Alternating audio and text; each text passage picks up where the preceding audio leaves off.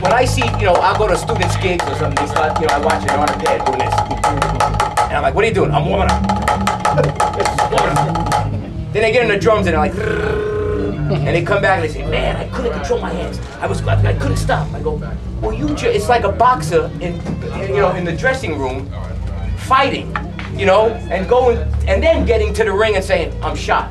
I start with the full strokes, right? Everything bouncing.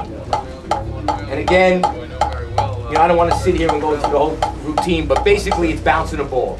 So you don't want to get into this routine. See, here I'm killing myself. I'm playing into the pad, no rebound. So I want to feel this. Now I play traditional and I'm lefty. So when I learned this, I was playing traditional. So after doing this, then I went to match getting it. So look what I'm doing. Bouncing the stick. Stick starts here, comes down, it's back. So as I go through this, I'll put the click on, do a few of these.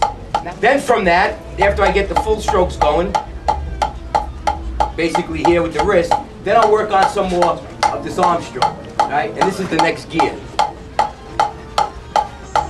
I'm basically taking this, after I do the wrist, I want to get this all loosened up. So now it becomes a snap from the arm. Jim Chapin used to call it taking the grease off your fingers, and he used to make it just kind of snap. So if I'm playing here more wrist, and I want to get into next gear, a lot of times drummers are locked. This is what happens. So where this comes from is,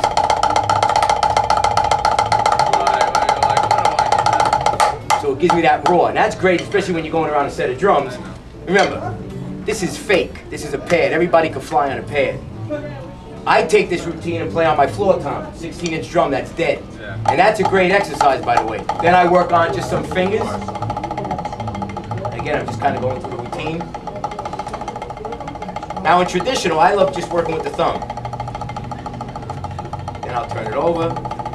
Again, it's like a crash course, but just to make sure this gear is working. I had a student that was driving a limo. I got him where I said, you're in the city and he brings people to dinner. He has to sit outside for 4 hours. I said, that's 4 hours you're in that car.